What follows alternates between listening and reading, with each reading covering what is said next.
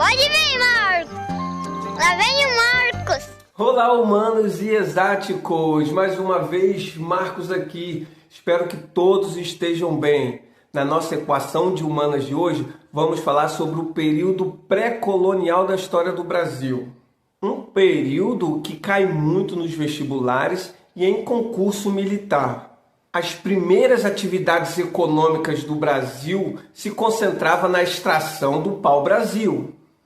Isso já rendeu muita piada, né? Mas hoje nós vamos entender dentro de qual regime se deu essa extração do pau-brasil. Vamos resolver essa questão? Vem comigo!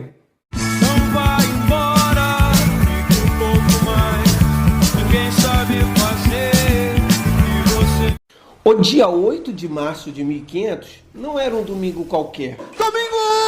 Neste dia, 13 caravelas comandadas pelo armador Pedro Álvares Cabral partiram das margens do rio Tejo em busca de especiarias e metais preciosos. Segundo a versão tradicional, as condições climáticas afastaram as embarcações da costa da África, de modo que no dia 22 de abril de 1500, uma quarta-feira, 8º dia de Páscoa, eles avistaram uma elevação e a batizaram de Monte Pascoal. Foi assim o início do período pré-colonial. Desde o século XIX, a historiografia debate sobre a intencionalidade da viagem de Cabral.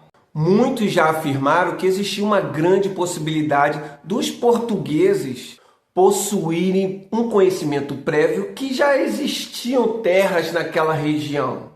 A demarcação do Tratado de Tordesilhas de 1494 é utilizada para quem defende essa tese da intencionalidade. O fato é que os navegadores portugueses eram muito experientes e profissionais para se perderem numa calmaria daquela forma. Intencional ou não, o fato é que Pedro Álvares Cabral chegou aqui em 1500 com sua esquadra. Junto com Pedro Álvares Cabral, veio para o Brasil o escrivão Pero Vaz Caminha, o homem que escreveu a Certidão de Nascimento do Brasil. Esse documento foi escrito para o el-rei Dom Emanuel. E na carta, Caminha escreveu que a terra foi achada. Ele escreve isso de forma comedida, descrevendo o Brasil de forma idílica. Ele destaca toda a natureza exuberante e muito a nudez das indígenas. Para falar a verdade, a nudez das indígenas aparece em vários momentos do documento, de uma forma bem eurocêntrica. Nas primeiras observações, eles perceberam que não tinha ouro, não tinha metais preciosos. Caminha, então, aconselha converter os indígenas ao cristianismo e a utilizar aquelas terras como um ponto de parada na escala entre as viagens ultramarinas de Portugal às Índias. Perceberam? O interesse mercantil de Portugal naquele momento era as Índias, era o comércio do Oriente. O Brasil ficou tipo aquele crush que mandou mensagem no direct e ficou 30 anos para ser notado, sem uma colonização efetiva. Sem encontrar metais preciosos, o Brasil ficou a um segundo plano. Para reconhecer os possíveis ganhos que o Brasil poderia oferecer, o rei Dom Manuel enviou expedições exploradoras, como as de Gaspar Lemos e Américo Vespúcio, que em 1501 reconheceu a existência do pau-brasil, madeira avermelhada, nativa da Mata Atlântica, abundante do Cabo de São Roque, no Rio Grande do Norte, a Cabo Frio, atual Rio de Janeiro. Essa madeira era utilizada na fabricação de móveis, navios e na extração de um tingido vermelho bastante utilizado na produção de tecidos. O esquema era assim: os portugueses utilizaram a mão de obra indígena através do sistema de escambo. Os indígenas cuidavam do corte e do transporte dos troncos de pau-brasil até as feitorias. Em troca, recebiam espelhos, colares, machados, quinquilharias que não tinham muito valor. Lembra da música da Legião Urbana? Nos deram um espelho e vimos o mundo doente, o mundo do capitalismo, que não tinha nada a ver com essa noção indígena de acumulação. Podemos frisar aqui que uma das consequências dessa extração predatória do pau-brasil foi o início da destruição da Mata Atlântica. Toda essa vasta região da Mata Atlântica pelo litoral brasileiro foi sendo destruída já nesse período. O convívio entre os indígenas e portugueses, a princípio, foi amistoso. Os indígenas colhiam voluntariamente o pau-brasil para os portugueses em troca das bugigangas. Parece uma troca desigual. Será então que os indígenas foram enganados?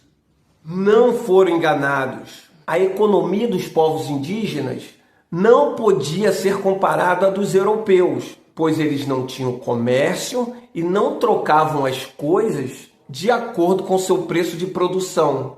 Quando o indígena dá alguma coisa a outra pessoa, um tronco de pau-brasil ou um simples colar de pena, um cocá, o indígena só leva em conta que aquele objeto ofertado está simbolizando a amizade, o prazer de proporcionar uma alegria ao outro num bom convívio.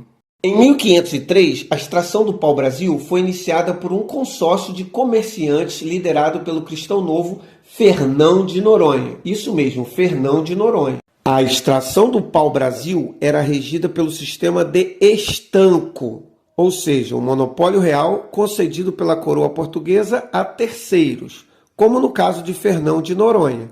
Em troca, estes deveriam pagar tributos ao Estado português. A falta de uma ocupação efetiva pela coroa portuguesa tornou o Brasil vulnerável às invasões estrangeiras que atacavam nosso litoral por conta do contrabando do pau-brasil. E os franceses eram os mais frequentes nessas invasões. Ficou aquela velha máxima para os franceses: um pedacinho de terra bonitinho, sozinho, vou chegar junto. Opa, aí isso fez Portugal acordar. A terra não está sozinha não, essa terra é minha. Para patrulhar a costa, o governo português enviou as expedições guarda-costas, como as do militar Cristóvão Jacques. Afinal, a posse das terras era vital enquanto entrepostos e bases para as viagens portuguesas rumo ao Oriente. As expedições guarda-costas não conseguiram repelir os ataques dos invasores na tentativa de estabelecer o controle do litoral até o Rio da Prata. Em 1532, a expedição de Martim Afonso de Souza marcou o início do processo da colonização do Brasil. Era o fim do período pré-colonial. E aí, Romildo, conseguiu entender alguma coisa na aula de hoje? Professor, isso aí me parece que aquele namoro enrolado. Portugal só deu moral à menina na hora que viu que ia perder. Os franceses chegaram, né? E o Portugal viu que ia perder, então... Deixa esse nosso lance cair na rotina. Esse nosso lance cair na rotina. Bom, pessoal, chegamos ao final de mais uma equação de humanas. Em nossa aula de hoje, vimos que naquele período pré-colonial, a extração do pau-brasil era regida através do sistema de estanco, ou seja, o monopólio real cedido pela coroa portuguesa a terceiros. Cabia a esses terceiros pagar impostos ao Estado. Espero que vocês tenham gostado. Essa foi nossa aula de hoje. Se gostou, deixa um like, se inscreva no canal e até a próxima. Aquele abraço. Tchau, tchau.